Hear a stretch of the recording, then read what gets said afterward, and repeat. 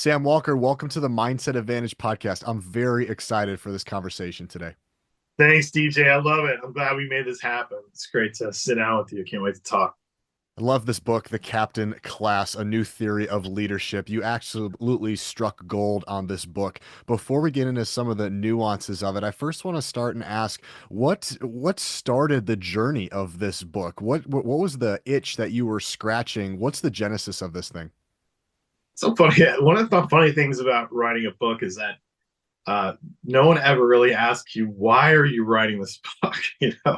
Why this book?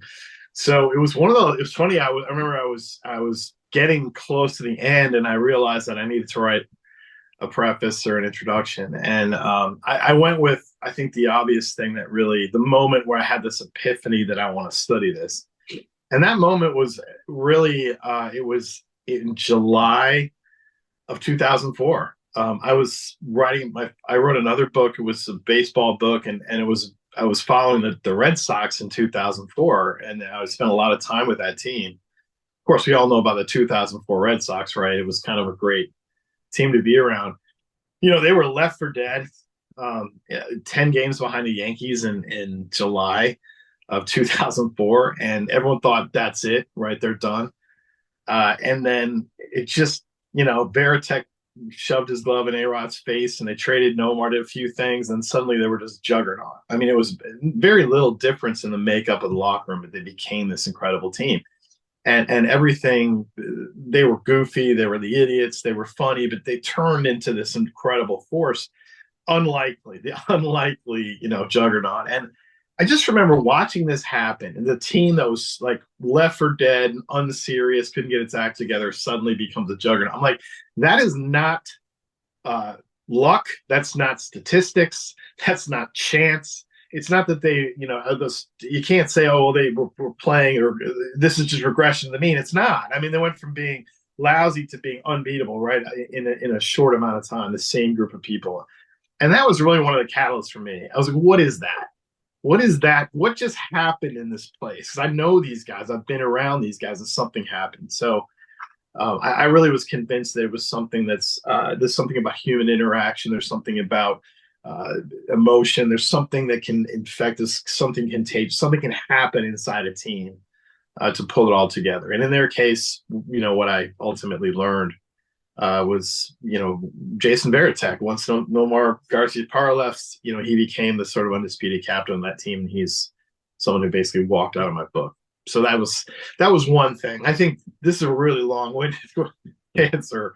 Uh, Edit away, DJ. But I will throw in one other thing, which is I grew up in Michigan, watching Michigan football, and Bo Schembechler was one of my favorite people. And I played this clip of a speech he gave in the locker room before the Ohio State game in 1983, and he said, it's just the famous speech where he said, "No man is more important than the team. No coach is more important than the team. The team, the team, the team." And those words are now, all over the locker room in Ann Arbor. They're on T-shirts. I mean, it's a phrase that's stuck with the team.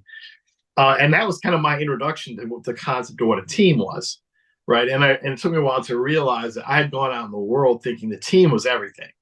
I mean, the way I was taught, it didn't matter what your individual concerns were. The team was the one thing that mattered more than anything. And if you got into a team, it was total commitment.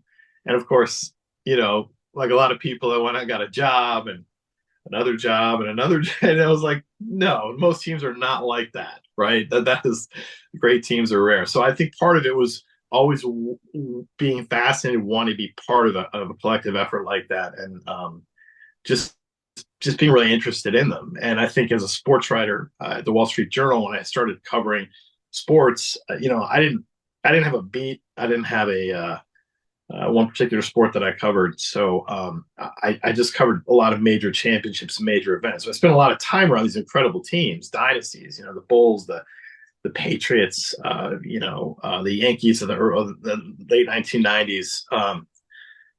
Teams like Manchester United and Barcelona that had great runs. So I had an opportunity to study them and to see what made them tick and to try to figure it out. So that's a very, very long-winded way of answering your question, but it's a combination of things. And you had such a cool way to get this book off its feet. And so walk the listeners through what that process looked like, how you started with, thousands of teams and narrowed your way down. What was that kind of process like? What was your mission like? What were some of the challenges in that process? Yeah. So so it's so funny because I thought, okay, I'm gonna do this. I'm gonna write a column about this in the journal. So I thought I'm just get a list of the best teams of all time, and I'll study them for a couple of weeks and figure out what they have in common, and I'll write this column, right. And that 2 weeks turned into 2 months, 2 years. So I'll see 11 years to do all the research that went into this book. And the process was crazy because what I realized was that I had to study. It wasn't just like I could take a small piece of sport. I had to study the whole thing, and I realized I had to do the whole world. Like I couldn't stop it, in one place. So it was 37 different categories of sports since the 1880s, and I had to go through every. I basically went through and found every winning team, any team that ever won anything, a championship, a league title, anything, and I put them all into a spreadsheet. And I mean, it was tens of thousands of teams, right, in everything you can imagine. Before I was able to even narrow down the criteria. I mean, the problem was no one had ever done that before. I mean, you can Google it, greatest sports teams of all time. You'll see like it's someone's opinion, or it's like it's just one sport, or it's based on some statistic that doesn't really apply equally to different kinds of sports. So it didn't exist. No one had ever actually to try to do a subjective, based on real criteria study if these are the best individual dynasties. So I had to just completely invent it myself, which was crazy. But yeah, it was quite the undertaking just to get started. So then you boiled it down into how many teams did you get to? Walk us through kind of once you found your teams, what was the next step after that? Right. Well, I couldn't. There's no statistic. People forget that sports value success so differently, right? Like in the U.S., in most of our pro franchise leagues, making the playoffs is everything. So it doesn't matter what your record is as long as you make the playoffs, right? Whereas in other competitions, your record really matters. So it's hard to use one statistic. So I had 8 tests, like just criteria that a team would have to pass, and some involved what is a team, right? What's a team? Is an ice skating pair? Is that a team? Or like polo, they got 3 people. Is that really a team? So after a lot of work, I figured I set the bar at basketball was the smallest sport that I did. So you had to kind of define what a team is, and then is a team like a track relay team, right? I mean, they definitely are a team. They work together. There's teamwork, but they don't interact with the opponent, right? So I had to define, let's deal with a subset of teams that both have teamwork and interact with their opponents. But it was also just, all the criteria were like they had to have done something unique. They had to play the highest level of competition in the world in their sport, which ruled out a lot of American college sports. So this was a whole operation to get down to that number. Ultimately, there were the big weeder for me was sustained excellence, and that's really what I wanted to study. I realized I didn't want to study a team that had one great year or two. I really wanted to find teams that had built a culture of winning that was able to continue as people came and went. So 4 years was the sort of minimum to make it onto that list. So that was the big weeder, really. So I had about 130 teams that I think were clearly had done something unique or something incredible in different sports. But that was too many. So that last criteria, the sustained dominance, was the one that really knocked it down to 17. It was actually 16 at the time the hardcover came out, and then the Patriots made the Super Bowl, so I put them in for the paperback. So it's 17 teams ultimately that I think. And here's the thing: this is a great Barstool debate. I mean, we could talk about this over beers for hours, and I'm not trying to settle that. What I was trying to do is just say, okay, there's no question about the greatness of these teams right here. This group of teams. I mean, they're just freaks. Their achievements are off the charts. And my point was, is there some secret DNA of greatness? That thing that happened in the White Sox, in the Red Sox clubhouse, that thing. If that thing exists, there is something that creates a great team, would have to be on that list. Right? Those teams would have to have it because they did things that were just so extraordinary. There's no questioning their greatness. So that was the idea. It was more create a pure sample to study.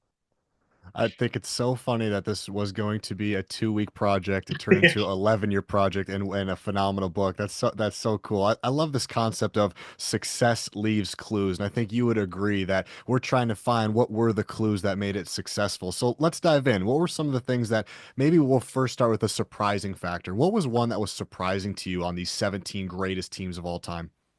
Oh my god, almost all of them. I mean, it's so funny. I There's some teams that were on there. I guess I knew the Celtics would be on there, 11 out of 13 NBA titles. But I was surprised that the Bulls didn't make it by my criteria. I mean, they still fit my profile. They were in that next tier, but they didn't make it. But the thing that was really shocking was there were teams that I'd never heard of. So the Cuban women's volleyball team from the 1990s. Yeah, you remember them? You remember, right?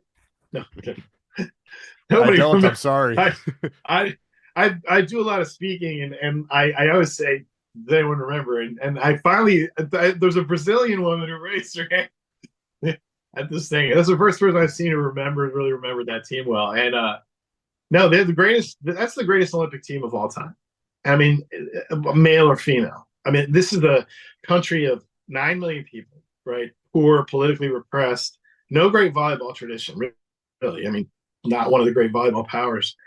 And this team comes out of that country and does not lose a match of any consequence for 10 years. I mean, 10 years they won everything. It was just unbelievable.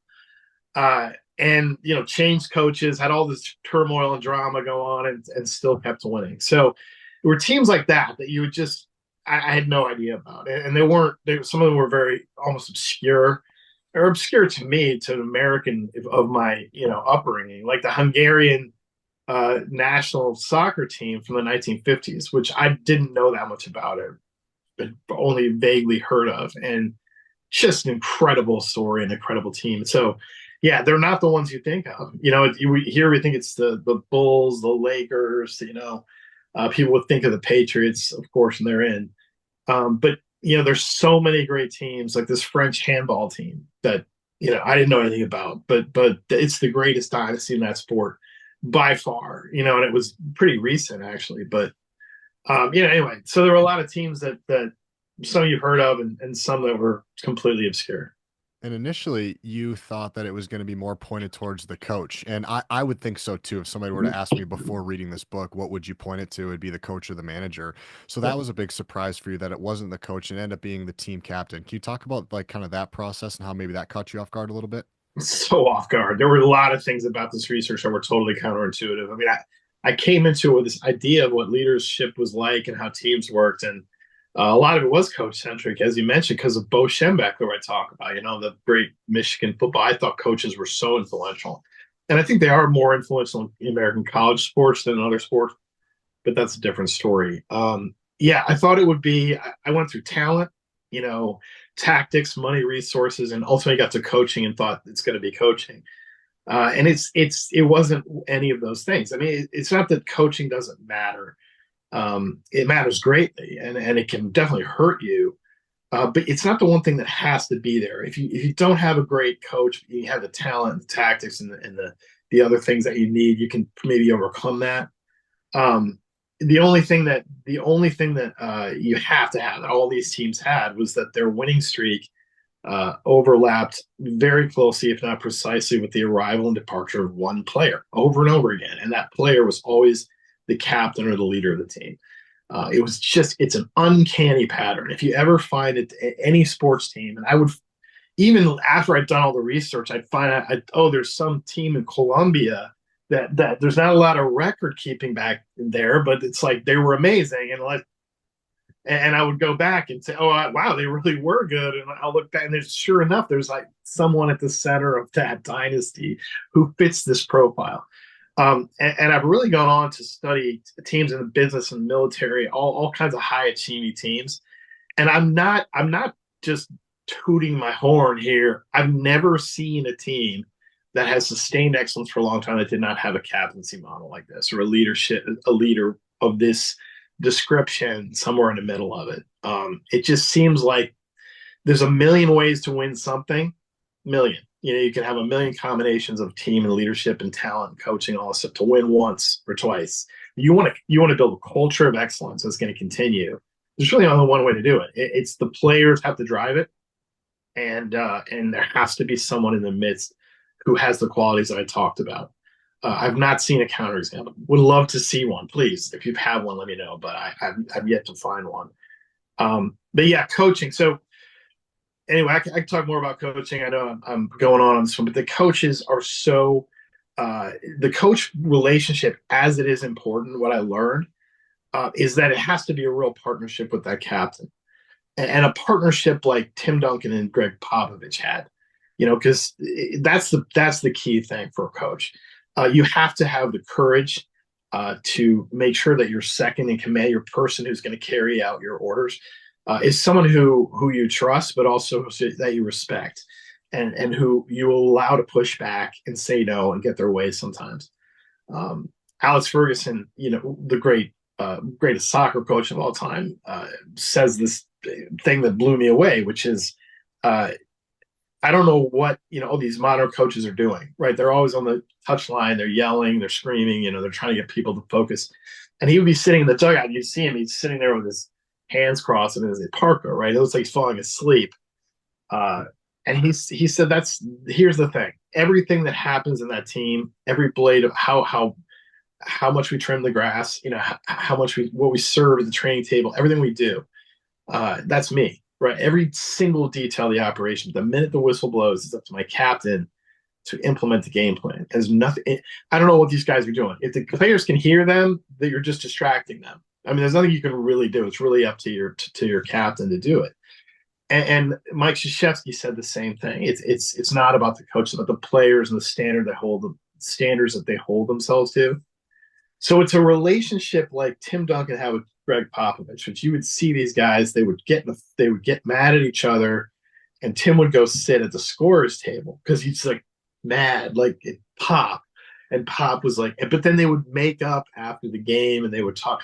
The thing is, they respect each other. They would fight like an old married couple, right? But they would not have hurt feelings, and they would be able to find the right solution. Sometimes one person got their way, sometimes the other, and they would move on. And that's really the key. I mean, it's here's the thing I always tell people about choosing a captain or being a coach. You're a coach. You can make 1,000, 10,000 great decisions in a row. And you're at the top of your game. You're winning everything.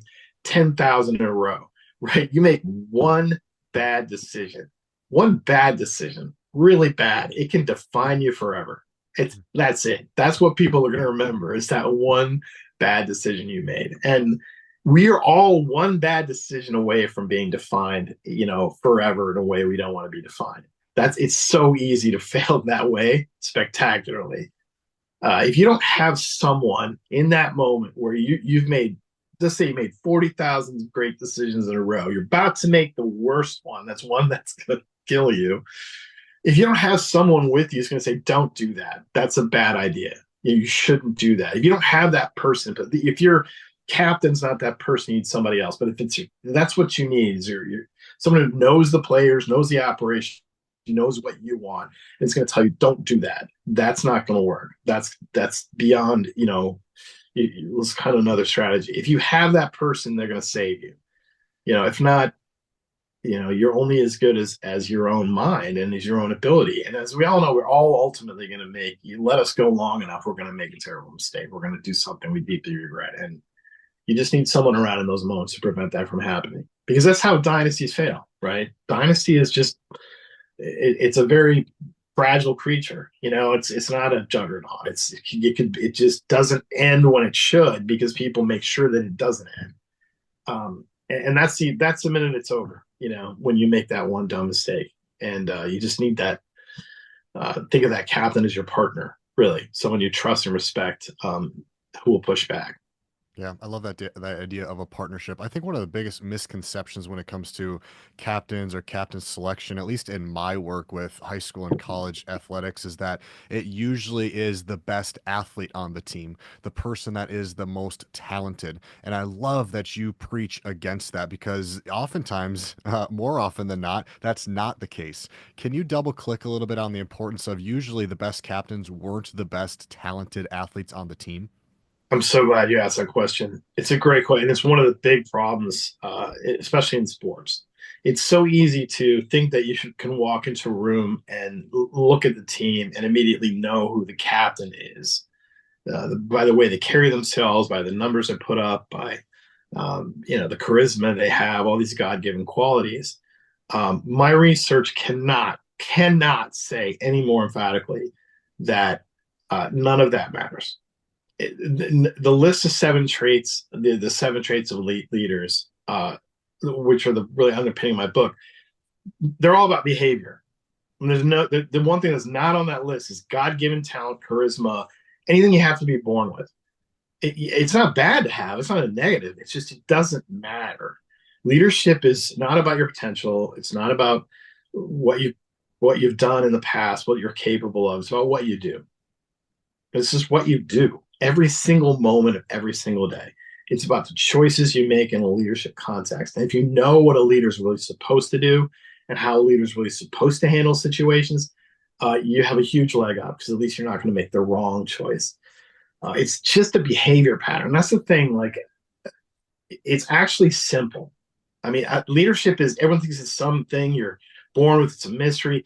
No, there's a very clear pattern of behavior, which, as I show in my book, and I've seen over and over again, people who lead teams that sustain excellence for a long time, they all do it the same way.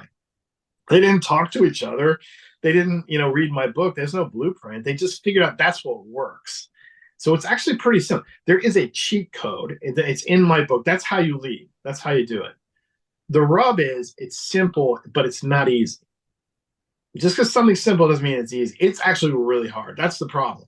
Leading that way requires so much of your time, effort, focused attention, your emotional labor. It requires you so much of you personally.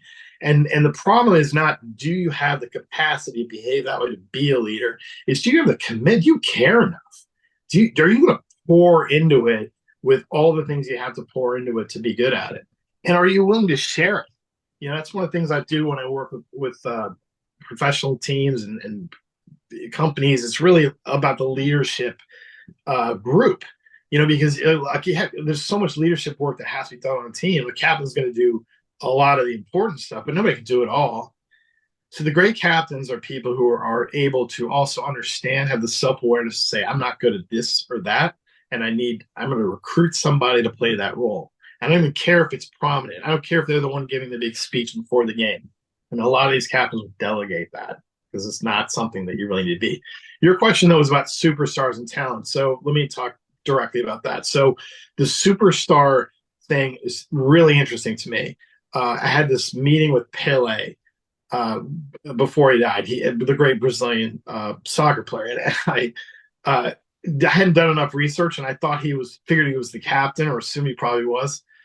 And I said, so tell me about, being the leader of the team and the captain. And he said, I was never the captain.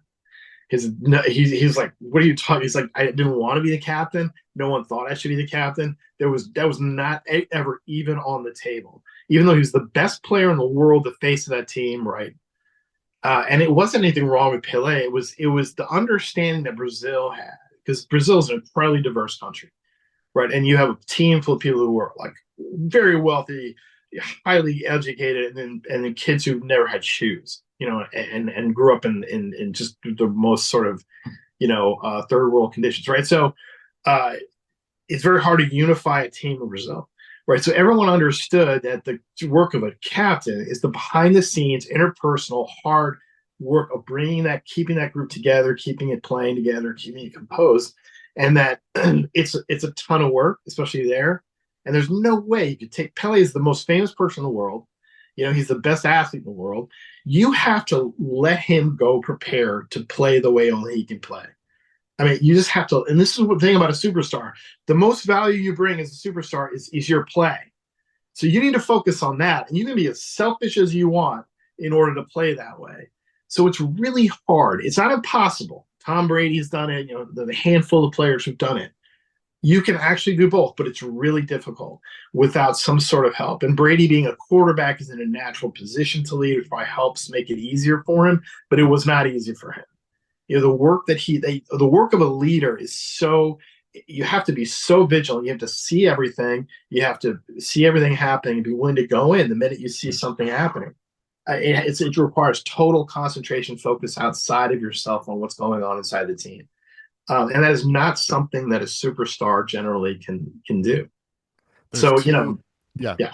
there's two that come to mind you talk about in the book, and they're kind of polar opposite in a way, and I'd love for you to kind of break them down. So the first person that comes to mind that is to me one of the ultimate team leaders and team captains who wasn't the superstar is Andre Iguodala.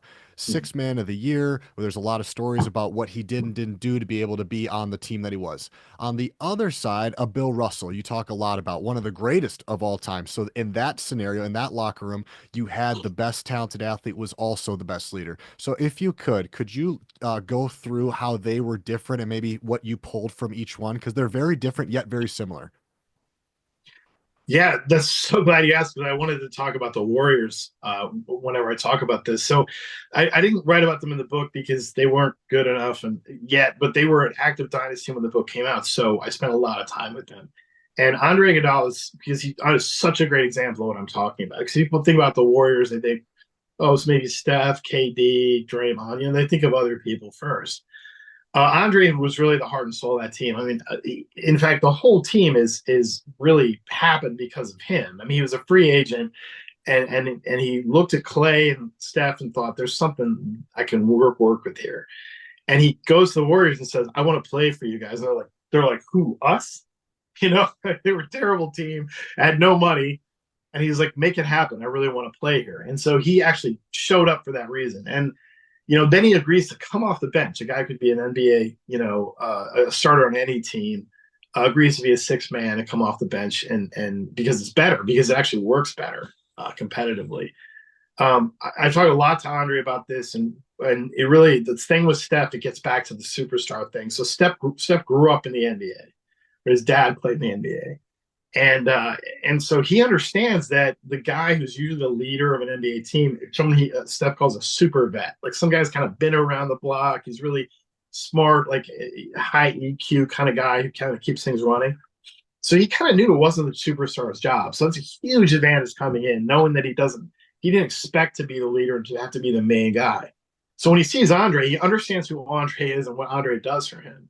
And he's incredibly grateful for that. But he also knows he has to be selfish. I mean, Steph Curry's got to take 40 shots, even if he's cold, right? He needs the ball. Like he has to stand apart from his teammates. He understands that.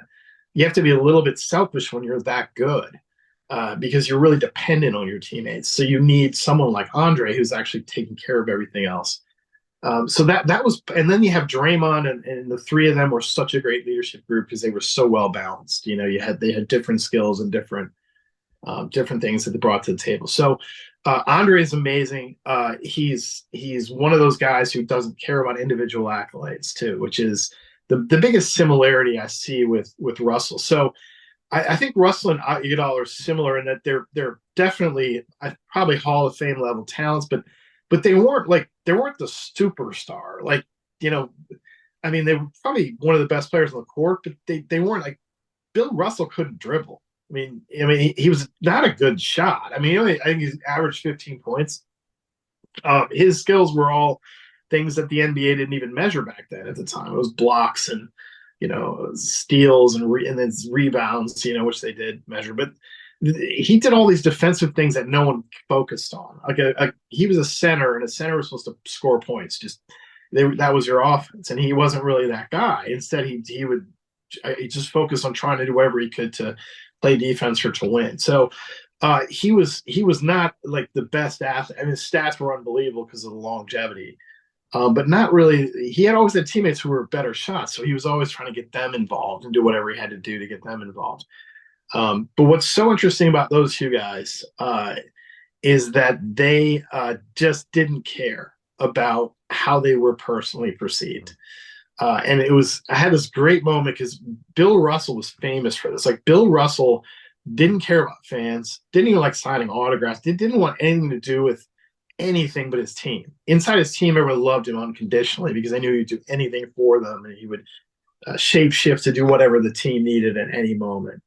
But he didn't publicly. He just wasn't interested, And so the famous Russell story is he gets a letter right after he's done with playing. A couple years later, he gets a letter from the Hall of Fame. They're like, "We're going to induct you in the Hall of Fame. Obviously you're first ballot kind of guy. Leader in rebounds, all this stuff." And he's like, he reads the letter, he sends a note back, and he's like, "Thanks, but I'm not interested." Right? I'm not coming. They're like, "What do you mean you're not interested?" He's like, I don't want any part of it. He's like, "You can induct me, whatever you want, but I'm not going to be there. I'm not going. It's, you know." And they're like, "Wait, what?"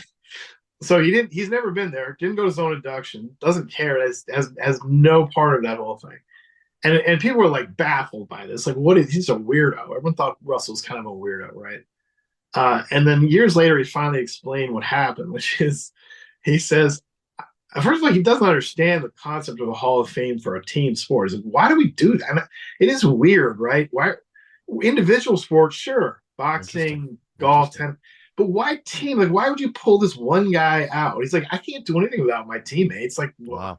what is the point? So he's like, I don't. It didn't make any sense. He's like, all I care about are team accolades. I don't care about individual awards. I'm not interested at all in any of that. And that was the mentality, which people thought was very weird. I mean, they thought Russell was a totally strange human. But that's the mentality I had, which is I don't care. All I care about is the team. And Russell had this great quote. He said, "My ego demands for myself the success of my team." And I tell people, if you want to be a great leader, you have to tie your ego to the collective result and nothing else. Even if people think you were, no matter what people think of you, no matter other people may get the credit, may get the attention. All you have to care about is how the team does collectively, and not how you are. So I use that Russell, who I think is probably the greatest single captain in the history of sports. I mean, 11 NBA titles in 13 years. They played in 10 game sevens during that run, and they were 10-0.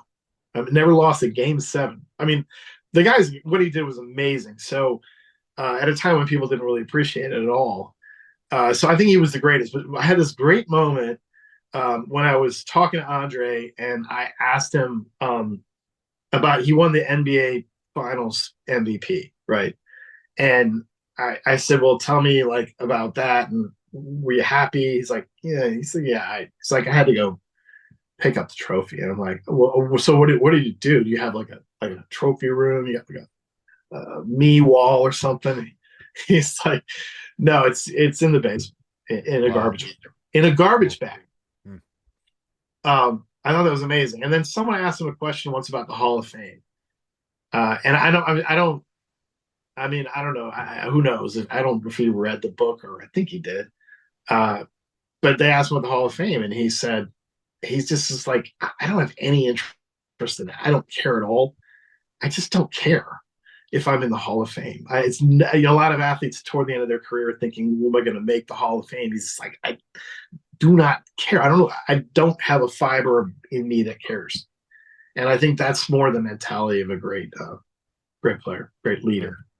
Those are great stories. I want to go into a couple of the seven traits here. We don't have time for all seven, Sam. But what I'd like to do is maybe two or three as a flyover. So I'll pick one, and then after that, how about you pick your favorite one? So Sure. I want to start with number one: extreme doggedness and focus in competition. Can you tell a story or double click on this just a little bit? On this is so we're going through the seven traits that you found from the best captains of all time: extreme doggedness and focus in competition. It's that relentless performance. It really, the thing that was so amazing about these captains was it didn't matter what the situation was. That's the key. It's like they gave everything they had always. It didn't matter if they were up by 50 points, down by 10 goals. It didn't matter. They only had one speed. And the reason that's important is because it's contagious. All the research shows that if you're putting in maximum effort as a leader, other people are going to increase their effort level as well. So that's why it works. The story that there's so many great stories. The one that I gotta tell, I'm gonna tell as quickly as I can, is the New Zealand All Blacks, Buck Shelford. He was the captain of this rugby team, greatest rugby team ever, greatest dynasty in sports history. If you don't know anything about the All Blacks in New Zealand, it's a country of 4 million people dominates the entire world, right, in a global sport. Right, they've done it for 150 years. Two teams on my list of the 17, and several more that were really good. 1986, they go to play France. France is the other greatest team in the world, and it's kind of a preview of the World Cup, which is first World Cup, which is coming up. Buck Shelford, this guy, he's playing. He's 26. He's old. He's playing his first match with the national team. Finally made it, and they're in France. 2 games. The first game they just destroy France. I mean, destroy, mop the pitch with them. Right, their own fans boo them off the field. So that was the first match, and Shelford came out of nowhere, and they're like, "Who is this guy?" The second match, the French were like, "We are not losing again, and we're going to do everything in our power to stop this guy Shelford." Right? We didn't even know who he was. So this very similar story, they were just popping amphetamines, right? Like they were out of their minds. They were headbutting the concrete walls. I mean, the French were like, "We're going to die before we lose," and they played the dirtiest match. I mean, they were punching guys, kicking them in terrible places. So, and they went after Shelford. So he got a forearm to the face, lost 3 teeth, kept playing, got sucker punched, didn't retaliate, kept going. Was knocked unconscious twice. The second time, right at the end of the match, he didn't no idea where he was, so they had to pull him out. But the crazy thing was this happened at the beginning of the second half. He's grabbing the ball in a collapsing scrum, and a French player kicked him in the groin, right, as part of their game strategy, right. And it hurt. You could see he rolled around a little bit. Physio came out, whatever, and then they went back to playing. And he played. They lost that match, but he played harder than anyone. Carried the team on his back for the whole second half, which is unbelievable individual effort. And after the match, he gets in the locker room, takes off his uniform, and it's just horrific. It's like there's a pool of blood on the floor, like bits of tissue all over. So he hadn't just been kicked in the groin, he'd been spiked, and the spikes had ripped open his scrotum. And there was a piece of his anatomy that was not where, I mean, it was just horrible. It's the most horrific injury I've ever heard of. And that guy played a half of rugby with that injury. So, and harder than anyone else, right? So it's that relentlessness and that toughness. All these captains, they had one speed, and they would not come out of the game unless they had a traumatic injury. Even if they had a traumatic injury, sometimes didn't. A heart attack, a fractured skull. I mean, all some of the things they played through. The message is not that these people are insane, because they were kind of insane, but we're talking about extreme results. So you have extreme personalities, probably. What all of us can learn from that is that it's just that level of effort is contagious. That toughness, that give everything, it's contagious. And if you're willing to play through discomfort, fatigue, pain, as a leader, you're going to bring people with you. All the scientific research shows it's contagious. That kind of effort is contagious. Other people will work harder. And so it doesn't matter game to game. You can work your butt off and you're still going to lose, but we're talking about being great for a long time. You want to be great for a long time, every tiny advantage gets magnified. And if you have a leader who is always giving, 20% more than everyone else, and you're getting maybe 5-10% more from everybody else, you can't see it happening. You can't measure it. You can't tell that it's happened. It will happen. And that relentlessness and toughness and drive and commitment is huge. There's just no chill day for you. You want to be the leader of a great team, you come in every game, every practice, flat out. There's no other way to do it.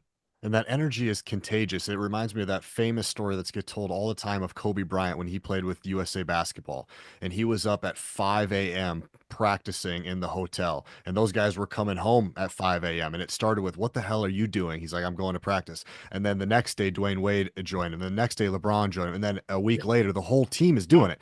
And so the energy is contagious. So trait number 1 was extreme doggedness and focus and competition. Out of the rest of the 6, Sam, what's one of your favorites?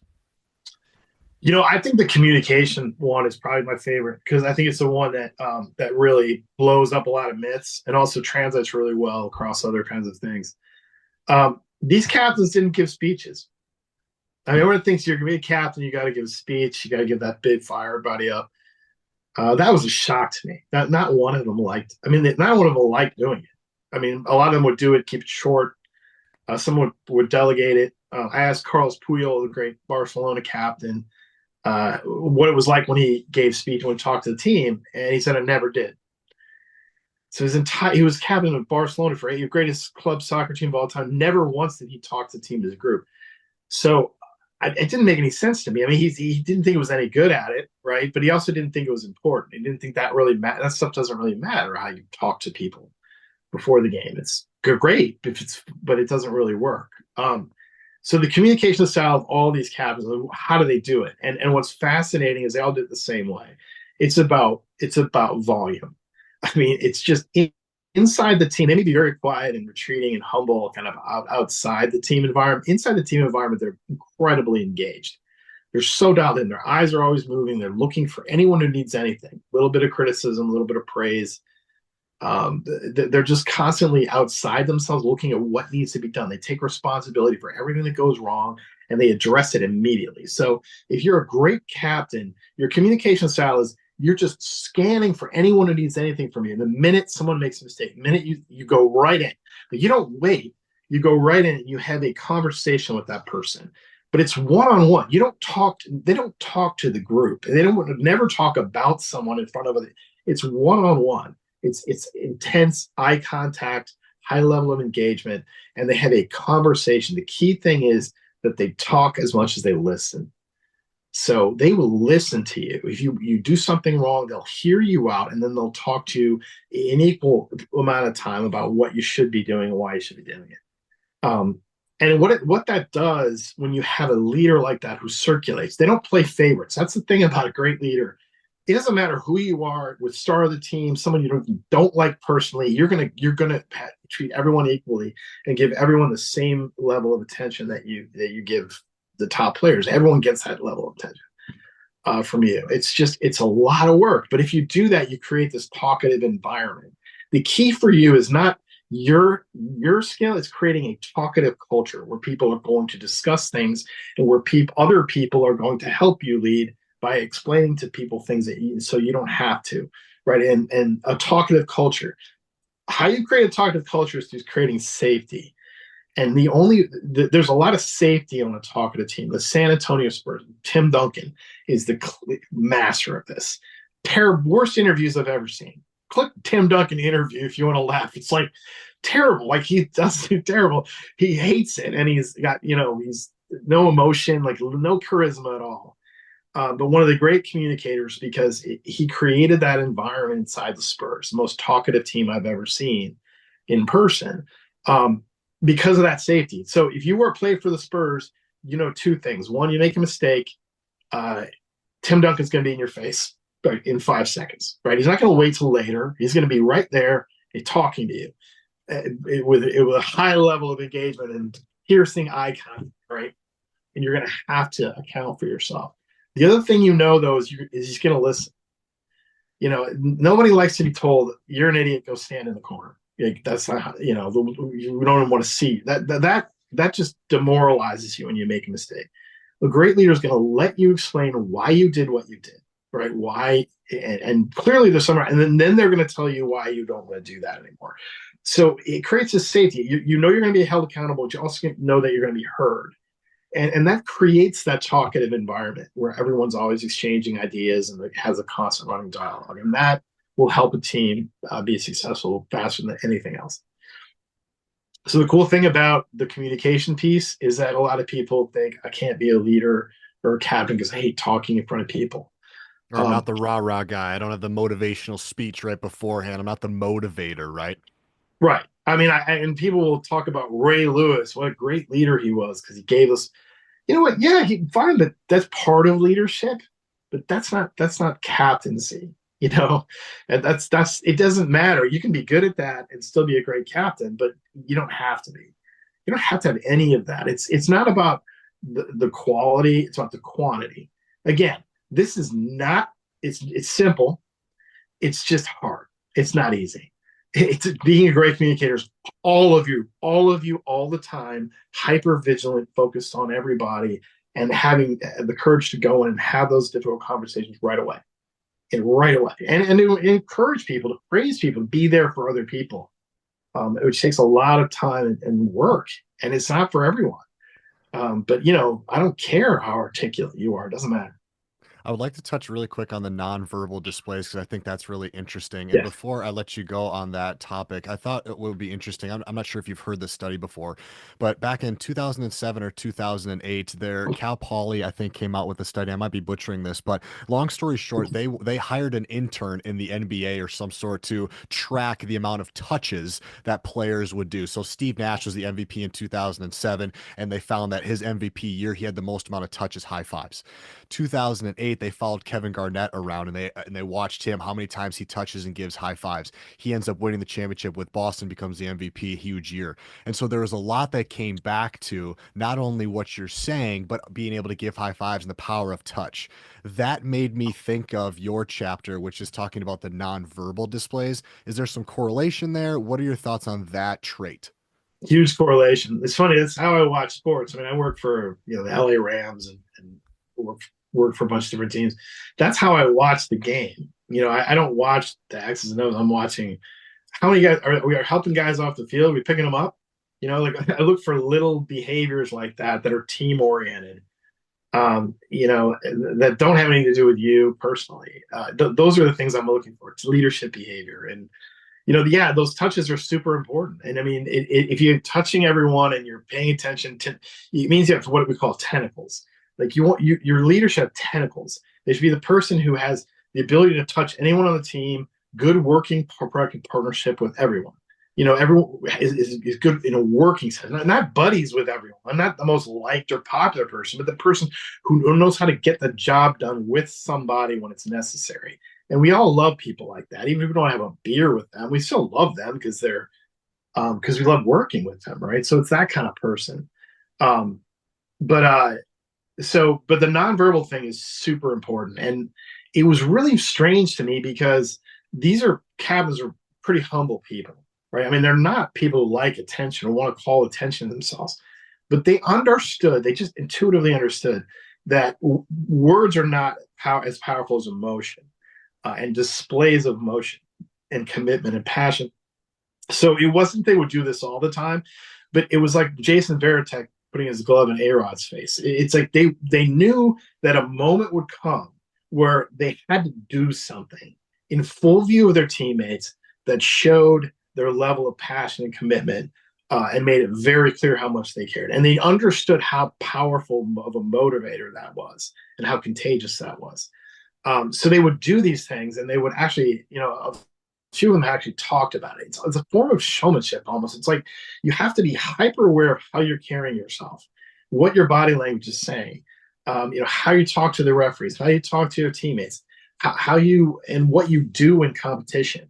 And when a moment comes where it's all in the line and your team needs something, you have to do something really dramatic, show your passion level and commitment in front of everyone. And they would do this kind of thing.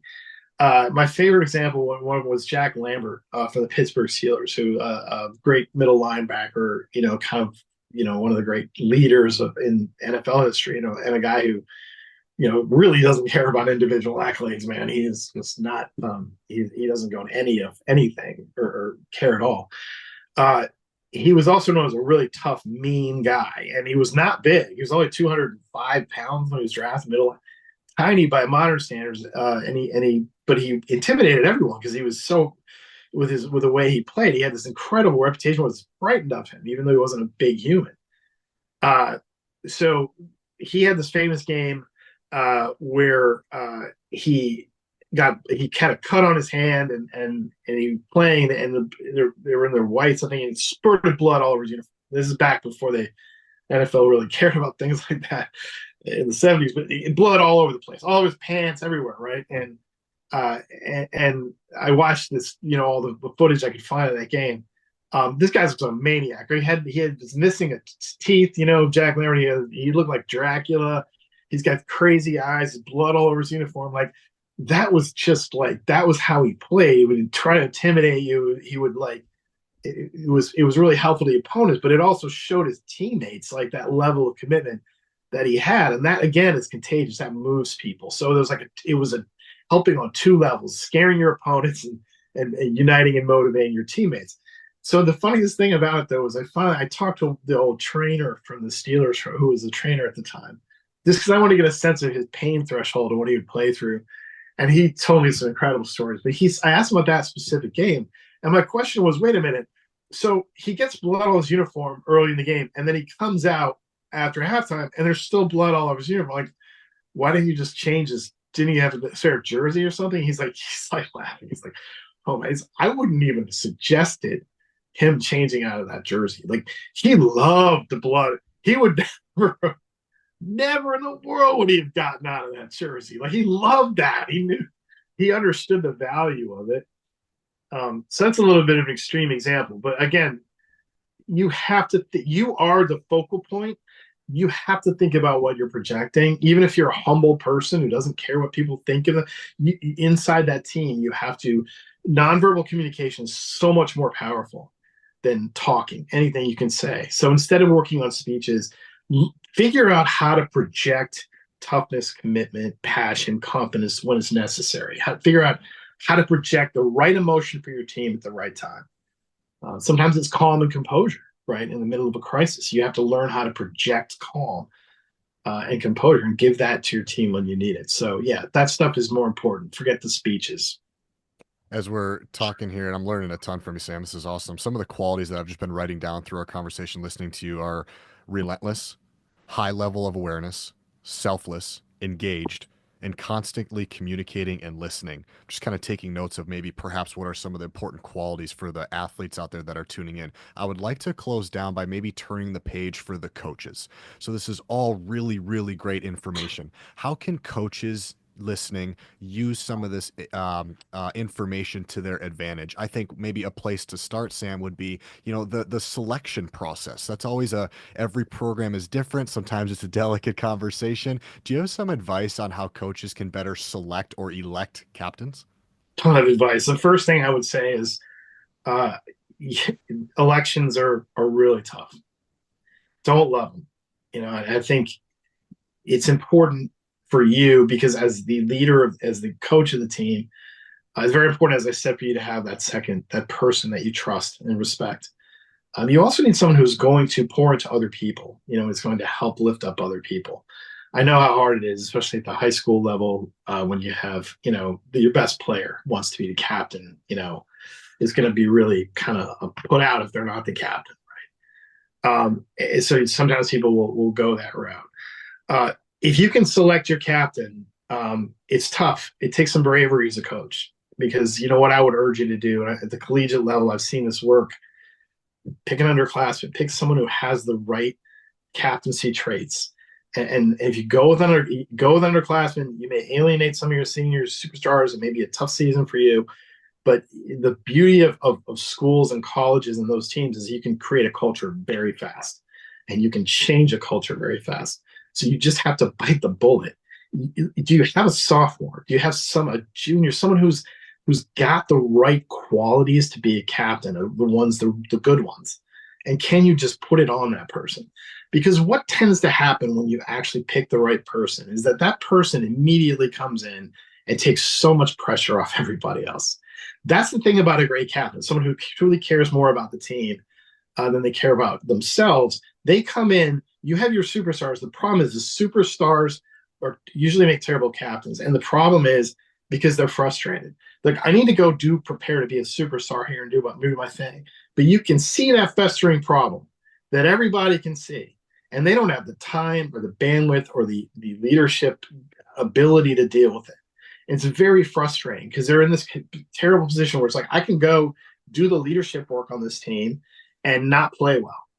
Or I can play well and just sit here and have to watch nobody taking care of this obvious problem and dealing with this situation. So when a great leader comes along, someone who really gets it, everyone immediately knows this person cares, and this person is going to run into that burning building if no one else will. The superstar basically knows, okay, this person can handle this situation, which means they can go do their job, right? Everyone can do their job, right? Because they know that someone is going to handle anything that goes wrong and someone's hyper vigilantly paying attention to what needs to be done. And that person has the courage to have confrontation and to uphold the culture and to enforce the culture and do all that hard, difficult work that requires a real commitment and real courage, so they can just go about their business. So I would say pick that person. You may have a tough year. I don't know. But that person, people may relax into it and you may be really good. And then the next year, the next captains behind are modeling that behavior. Because that's the problem. You make the superstar your captain, people are going to think that That's behavior is behavior. what Yeah. captain sees. It's sense of entitlement. You have to listen to me because I have the C and not actually doing the work and being the figurehead, getting all the attention that comes within the prestige. Um, One thing I always tell people, and this is true for all teams and especially sports teams, you want to know the real captain of your team is? Walk in the room, look around and ask yourself, who's the last person anyone think is a captain of the team? I mean, the absolute last. It's not that guy, right? Or not that person. But you're probably closer to the right answer if you go in that direction. Because the thing you have to do is look at your team differently. It is about part of the greatness of a great leader is that if they're sitting around and there's something that needs to be done that will help the team, and no one's ever going to see it, they're never going to get credit for it. There's no way anyone ever knows they did it. They're still going to do it.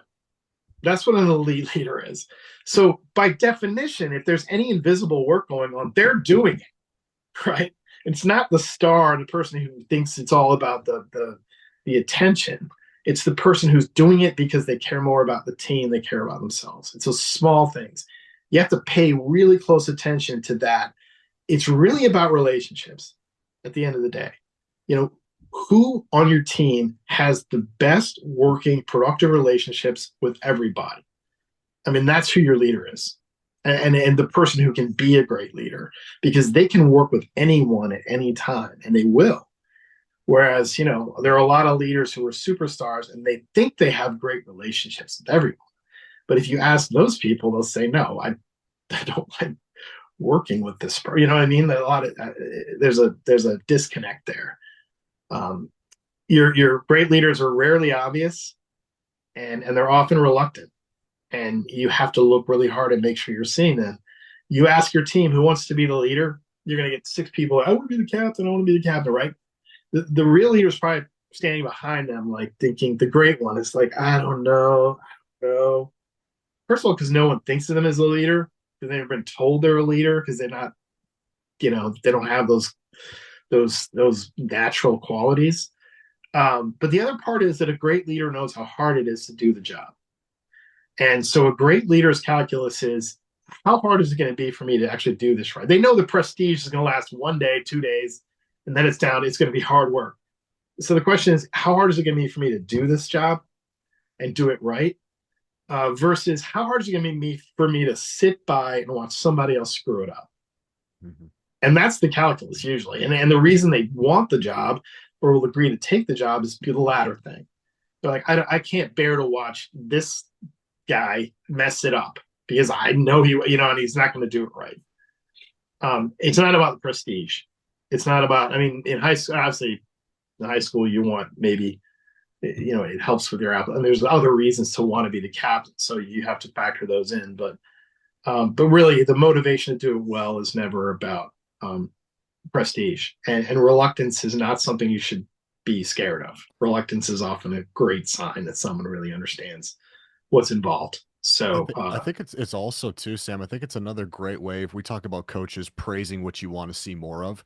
So what you're yes, doing is you're putting the C on the jersey of somebody that's exemplifying your core values of what you want to see more of. And we know that more is caught than taught. And so you being able to just place it on there, kids are going to start to go, student athletes are going to start going, oh, like that's what is valued around here versus I'm just going to award it to the best athlete on the team. I think if we were just play ping pong a little bit, another piece of advice that I find myself giving is for coaches that I'm working with is don't assume the kid wants to be the captain. yes, Sometimes we think it's this gift that everybody wants, where it goes, hey, did you even ask that kid right, if he or she wants to be the captain? Because if they go, you know what, coach, like, thank you, but I don't want to do it, then why are we forcing them? Why are we pigeonhole them to be the captain of the team? And so it's obvious to you and I, but coaches out there, my piece of advice, if we're just going back and forth here, is don't assume that that's the role they want to be in. And if they don't, that's okay. Would you kind of double down on that? 100%. No.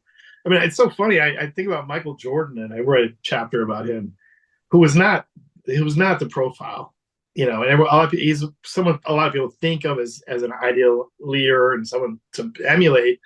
He was a great deputy leader, but Bill Cartwright was really the heart and soul of those great teams. Anyway, the thing about Jordan was, you know, everyone said, "Oh, he's a great leader." There are a lot of quotes about what a great leader Michael Jordan was. The only person that you didn't see one from was Michael Jordan.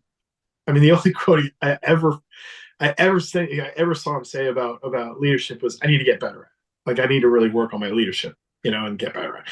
He did not think of himself as a great leader. So putting and as soon as they brought Cartwright in and made him the co-captain of the team, it just took all this pressure off him. So yeah, they may say yes, but you're absolutely right. It's like don't assume they want it. And one of the things I do when I work with teams is I actually try to take. I have 18 leadership roles, which I've kind of mapped out and modeled inside a team. There's actually 18 things that have to get done. And when you look at the chart, look at that list, and you're a superstar, you're even if you want to be captain, you're like, well, I can't do all of that. I can't even do most of that. And I think when you show a team, you think about leadership as something everyone has to participate in, everyone has to do some piece of. It's not that you. That's the myth that's really killing people. It's like if I'm not the captain, I'm not leading because I don't have the imprimatur, I don't have the authority. No, everyone has to contribute. The captain is really all that marks is like, dude, if it comes down to somebody, it's coming down to you. You have to run into the burning building. If that's when you have the C on, you have to see it before everybody else does and fix it and go in if nobody else will. That's really what a captain is. Everything else is like, people have to play certain. You have to have enough leadership inside that group of players to get there. And the captain should do some of it, but they don't have to. They can't do everything. Shouldn't do all of it. So yeah, that's the mentality. It's so important that people understand that it's not. It's a group effort. It is something that is hard. It's if anything, the captain deserves your respect and support. It's not about taking the game-winning shot. It's not about giving the speech. It's not about being charismatic. It's about doing all that hard work behind the scenes. And the culture is the thing. It's like the great captain. Really, the four things I tell coaches when they're thinking about captains, I would say, think about picking the person. I am a big fan of you picking someone you think you can actually work with and have that partnership with. That's really important. Pick someone who's got these traits, the 7 traits. Pick someone who's happy to share power, who wants gratefully will recruit other people to play leadership roles inside the team, who's not precious about that. Then ideally, if you have it all together, the third thing, pick someone who embodies your culture. Your leader should embody the culture that you have and the culture you want. This should be the person you point to and say, you want to know what we're all about, how we do things here, just watch this person, right? The Rams, it's like Cooper Cup. Just watch Cooper Cup, right? Watch Aaron Donald. That's who we are. That's how we do things, right? So watch that embodiment, right? And the last thing is you have to, that just because you embody the culture doesn't matter unless you are willing to never hesitate to teach it, protect it, enforce it, defend it. You have to be willing to have a confrontation at any moment with anyone who's doing something that is not about that is in opposition to your culture. You have to go right in and deal with that. And you have to be willing to teach people who come into your environment what the culture is and what it isn't, and be willing to have those difficult conversations. So 7 traits: shares power, embodies the culture, never hesitates to teach it, defend the culture. That is that you have that person, you've got that down. You're going to be better. I Man, guarantee it. you left us with just a knowledge bomb here. So let me just reiterate. So kind of these four qualities, if you will, for the coaches out there tuning in. If you don't get anything out of this phenomenal conversation, this is what you're looking for. Find the person over the players, kind of what I would say. Person first. Somebody that's happy to share. also somebody that embraces the culture, and then somebody who never hesitates to teach it. Sam, this is a freaking phenomenal conversation. I could talk to you all day about sports and leadership. How can my listeners best support you? Talk a little about the book. The floor is yours if you want to promote anything. Yeah, no, I mean, I have a website by samwalker.com. And the book's out. If you haven't read it, read it. I'm working on. I mean, really, what I've been doing since the book came out is the book is the theory of leadership that I developed, and really, what I work on now is the practice. How do you actually build? How do you intentionally build this kind of leadership structure? How do you find these kinds of people, and how do you build a dynasty really from the ground up? Which is kind of the work that I do in practice now. But yeah, I'm gonna have another book at some point. I got to do book two about the second piece of it, which is sort of starting in bits and pieces. But when that comes out, you need to buy it, buy hundreds of copies, fill your station wagon full of them, and I'll be very grateful for that. So, Awesome. Whenever it comes out, let me know. We'll get you back on the show. We'll do this again. thanks, TJ. Thanks, Sam. Appreciate your time, man. Appreciate it. Thank you.